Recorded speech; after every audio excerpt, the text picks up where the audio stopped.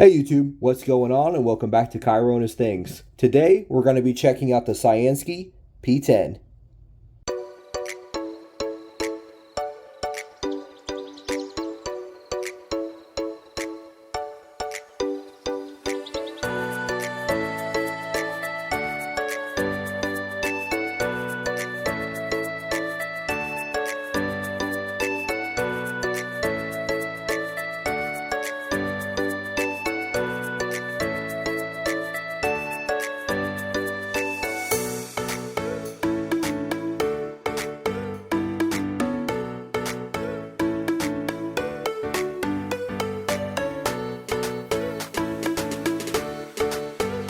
Let's get right into the specs on this light. For the diameter on the head, we're looking at 20 millimeters or 0.8 of an inch. And then on length, we're looking at 89 millimeters or 3.5 inches. And then as far as weight, we are looking at 31 grams without the battery. Now, as far as battery, this comes with a AA. To my understanding, this can take either a AA or a 14500. I'm not really sure why they didn't just ship it with a 14500, but it does come with the AA battery. So if you put a 14500, you're probably going to get a little bit of better output out of there, but you can throw in an alkaline AA if you prefer that as well. And I'll just go ahead and cover right here since I just used it. This does have a little bit of a flare out around the bottom of the head, which makes it a little bit easier to unscrew that head to take out the battery and put a new battery in. Starting from the top and working our way down, there's no serrations or anything on the bezel there. It's just completely flat. Now inside there, we do have a TIR lens. And as far as the emitter, we're looking at an OSRAM P9 emitter. On the body of the light here, we have very, very fine knurling. This adds no grip whatsoever. It's completely smooth to run your fingers across, so it's just there for looks. Now, as far as the clip goes, we are working with a two-way clip, so you can put it in your clip or put it in your pocket this way, or you can clip it to your ball cap that way so you can shine the light out. The clip does loop up here to where when this is in your pocket, the only thing that's going to be sticking out is that right there. So just to kind of give you an example, here's the AceBeam Pokelet AA, which is, these two are obviously direct competitors one to another. You see how similar they are, but if you check out the clip here, you see this much of the AceBeam is going to be sticking out of your pocket, whereas this much of the Cyansky is going to be sticking out of your pocket.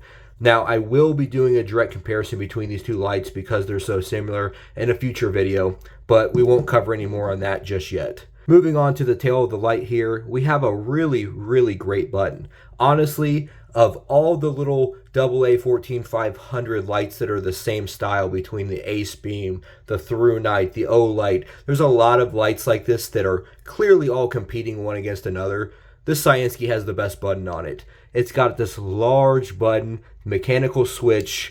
It's got a nice firm click here, very responsive. And not only that, but you don't really have a whole lot of dead space in there like you get on a lot of mechanical switches. This feels really good and firm. That's a great button. And I also like this little blue ring that goes around the button. It just kind of picks up any light reflective off it as well. Makes it easier to find. For performance, we're looking at 3 different modes. So we've got low, medium, and high. So on this low mode right here, we're looking at 3 lumens, and that is listed at lasting for 150 hours. On medium, we're looking at 50 lumens, and that's supposed to last for 14 hours, which is pretty good. And on high, we're looking at 350 lumens, which is listed to last for 2 hours. On this OSRAM P9 emitter, I will say it's not known for being a super high CRI, great tint emitter. It's more of a general purpose, just good output emitter. Really, it's an efficient emitter, but some, depending on your bending, might get a little bit of green in there. Mine looks pretty good though. If you want to see what this little thing can do, why don't you follow me outside and let's take a look at some beam shots.